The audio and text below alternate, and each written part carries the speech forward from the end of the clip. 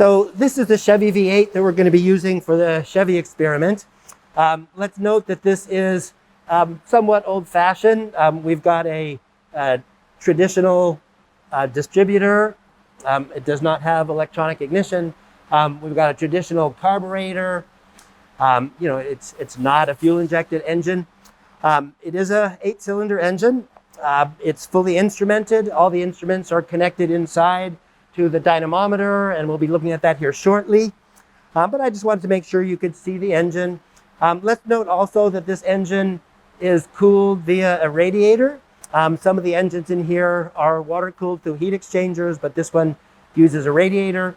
And then also we'll note that the load that's being applied to this engine is from a water brake dynamometer. It's a superflow dyno. So the dynamometer is actually this device right up in here. This little blue cylinder actually has water flowing through it and is capable of dissipating up to about 700 horsepower. Now, we're not going to go anywhere near that, but nonetheless, it's a pretty high power capacity dynamometer, the water brake dynamometer, and we'll be looking at the operations of it here in just a minute when we go inside. So now we're going to look at the operations of the Chevy V8 engine along with the superflow dynamometer.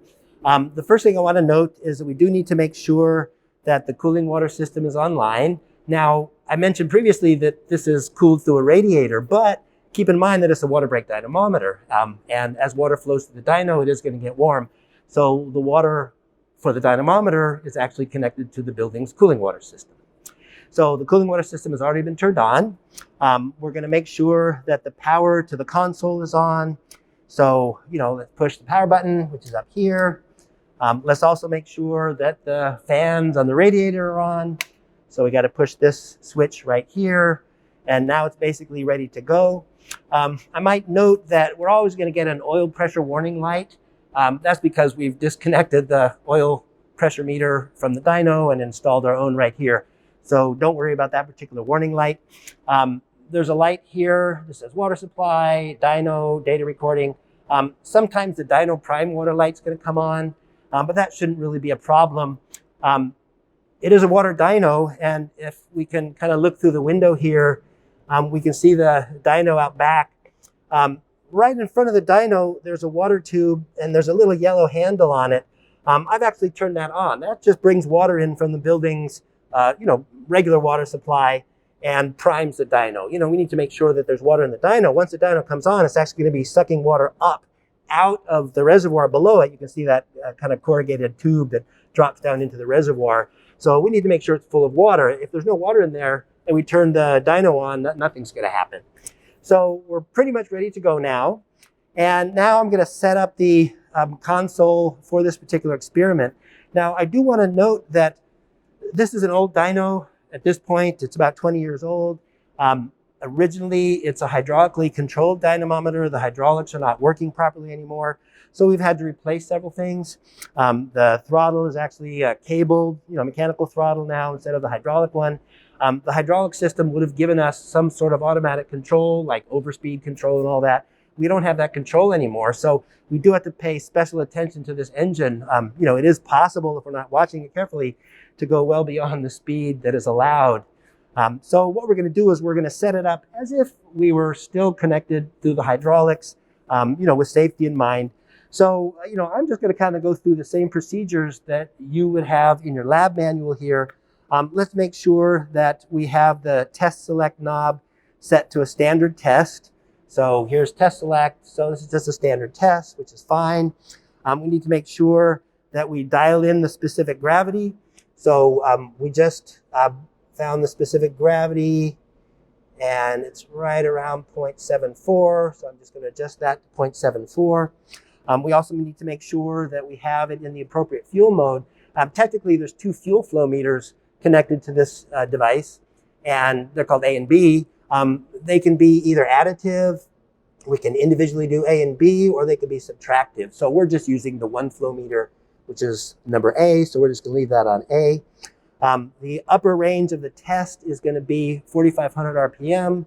So here when it says upper test speed, we'll just adjust this to 450.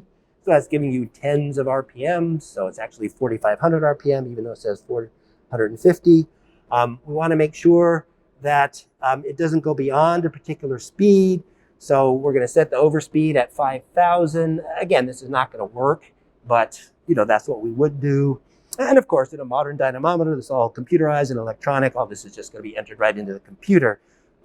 Here we just enter it mechanically onto the console. Okay. Now we want to make sure that the engine is unloaded.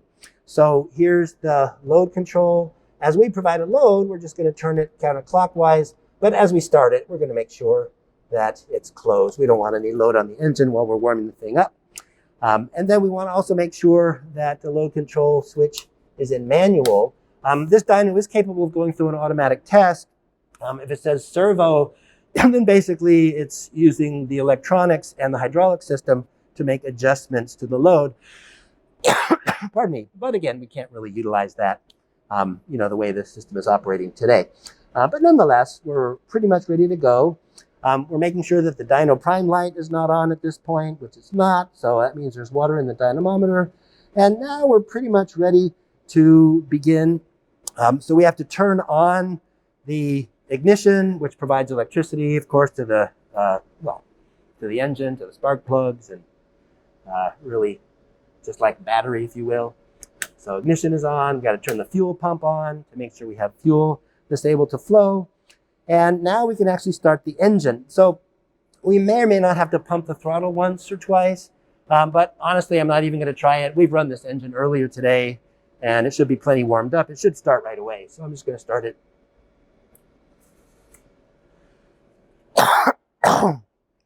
So you can't really hear it because, frankly, the engine is outside, and this is nice bulletproof glass just in case there's a problem. But we certainly know that it's operating because it says that there's a particular engine speed.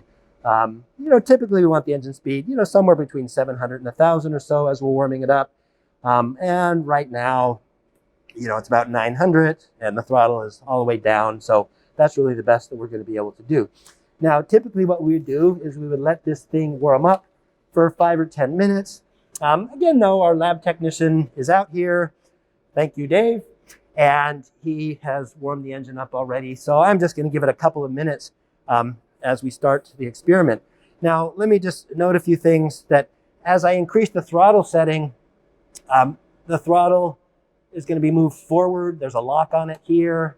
So I'm just going to push it forward, and that's going to give me more fuel into the engine. And as we adjust the load on the dynamometer, let me note that we typically will get to a speed with no load relatively quickly, with a minimal throttle setting. But we really want to get this engine first up to at about 2/3, maybe 3/4 throttle. And since we're already at max speed, as I increase the throttle setting, I'm also going to have to increase the load on the dyno to keep the speed at about 4,500 RPM. Now, this gauge here, it just says temperature, voltage, and you might wonder what that has to do with the load on the dyno, but really the dynamometer load is an electronic device. It's putting out a voltage signal, and that voltage is between 0 and 20 volts. So what we want to do is just make sure that we have this clicked in to where it says load. It will also read various temperatures, oil temperature, water temperature, et cetera, et cetera, et cetera.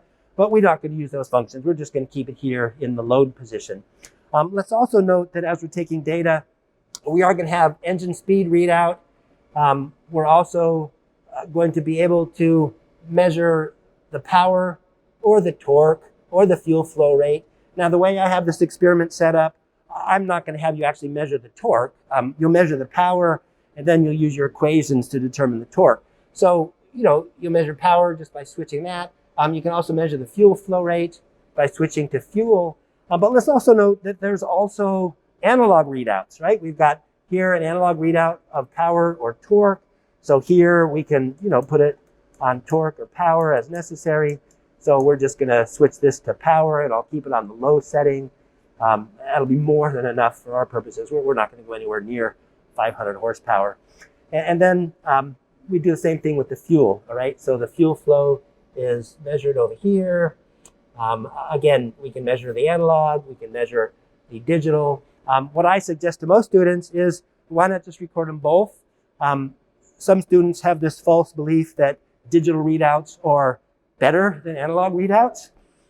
That's nonsense. There's only one instrument, right? It's a fuel flow meter or a power or torque meter, and it's just being treated separately or differently by reading it digitally versus analog. What really depends, or I'd say what the accuracy really depends on, is when the instrument's been calibrated, when the readouts have been most recently calibrated. I don't know which one is best. Ideally, they're both calibrated properly and they both give you identical results, and you'll find that they are somewhat similar, all right? So nonetheless, everything is more or less ready to go now. So now I'm gonna bring it up to the appropriate speed. So I'm just gonna unlock the throttle just by pulling on the handle here, and I'm just gonna move it forward slowly. And if everything is working properly, the speed should start to rise. And the fuel flow rate will rise, the power will rise. I'm just gonna put on power. Oh, there we go, we're starting to increase. I'll bring it up to about 4,500 RPM. I still have no load on it. Now, that's a little bit untrue. You might recall that I have this water line connected to the dyno prime. That's actually still on. So there is some load on the dyno, even though I have not dialed in any load yet. And that's just the load that's being provided by the outside water into the dyno. And honestly, I'm going to leave that on. We have been having some trouble in recent years with load adjustments. And my experience is that if I don't provide outside water, I just can't get enough load on this particular engine. So we're just going to leave it like that. Anyway, we'll bring this up. And now, honestly, that's really about the throttle position I want. It's really loaded a little bit more than I'd like, but that's okay. Nonetheless, we'll get it to the appropriate position. Let's bring it up to about 4,500 or so. Now, for demonstration purposes, I don't really want to, worry about getting everything exact. It's really more to make sure that it's working properly and that you, the students, understand how this operates. So, let's just say that's our appropriate throttle setting. Here we have a speed of about 4,500. And now what I'm going to do is I'm actually going to start loading up the engine, and I'm going to try to get the speed down to the minimum. In this experiment, I like it somewhere around 1,700 RPM. So, we're close enough. Students in the past have put little pencil marks here to represent where the appropriate throttle setting is. The speed is close enough to my starting point. I'm not going to actually take data yet, but let's start loading it up. So now we go to the load valve, and you'll see as I turn this, the load is going to start increasing over here as measured by the voltmeter. So we'll load it. They're actually giving it a good deal of load. Nonetheless, we just keep loading it. And eventually we're going to get to the appropriate speed. Now, it should be working okay. I'll just keep loading it. I am keeping an eye on the water temperatures. The water temperatures actually look fine. I'm going to keep loading it.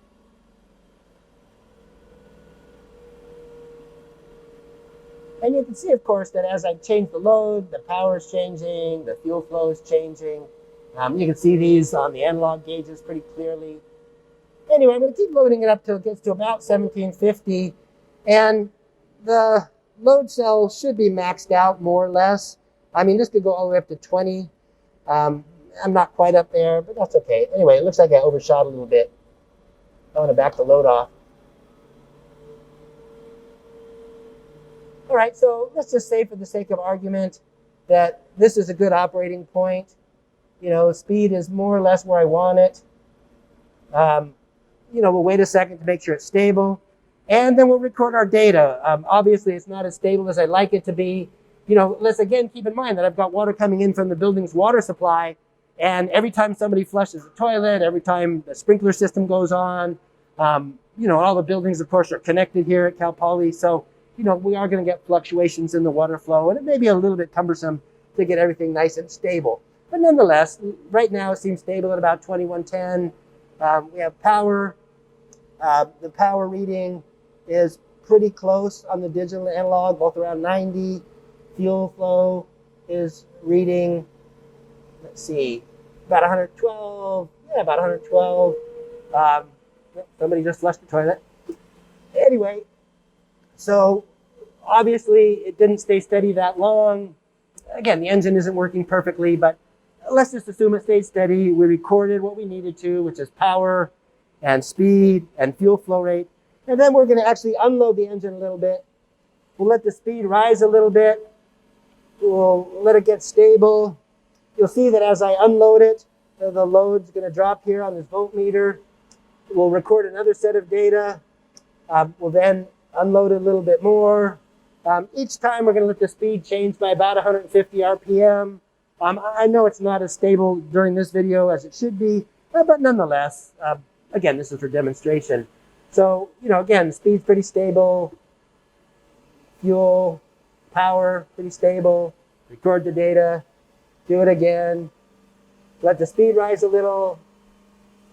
Wait till it stabilizes about 150 RPM higher. Take the data. Again. Unload it a little. Record our data. And anyway, we just keep doing this until we get back to about 4,500 RPM. So I'm just going to keep unloading it for the time being.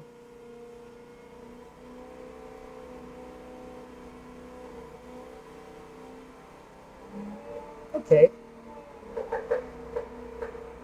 All right, so then what I would note is that after we've gone through the full test and we've recorded all our data in the range of, 1,750 to about 4,500, then we're going to reduce the throttle setting, and we're going to do it a second time at about maybe one quarter throttle. So let me unload it, and just so we don't overspeed it, I'm going to reduce the throttle at the same time.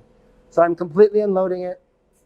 I've dropped it down to another throttle setting. Again, you can see somebody put a little line here to give you an approximation as to where that would be. And then we're going to go through the whole experiment, one more time at this other throttle setting. Again, you have the throttle set. Once it's set, you don't touch it, just like before. And then we just adjust the load in order to affect the speed. Now, I actually dropped the throttle a little bit too far because with no load, I'm not even getting 2,500 RPM. So, we'll bring it up to some intermediate throttle setting, maybe a little bit higher. But nonetheless, the procedure is exactly the same. We run through it a second time. And theoretically, we could do this at any of a number of throttle settings and get a nice set of curves. For this particular lab experiment, I'm just going to have you do this twice at about 3/4 and at about 1/4 throttle setting. And we'll get two curves that we're then going to plot. And of course, that's not just two power curves. We've got two torque curves. We've got two specific fuel consumption curves. There's a variety of curves that we'll be talking about, through Zoom during our lab sessions. So anyway, when we're done, we're just going to kind of reverse the process here. I'm going to completely unload it, and I'm going to just bring it back down to idle. And we're just going to let it run at idle for about 5 minutes until the engine is cool. Typically, we're just going to watch the water temperatures and, make sure that the water that's coming out is, usually about 150 degrees or so or less. And that tells me it's been cooled down appropriately. And then we just turn everything off. So I don't think there's any point in showing you how to turn everything off. That's the easy part. Just turn off the power button, turn off the fan. Of course, you want to turn off the ignition and the fuel pump and all that as well. Again, this is described pretty clearly in the manual.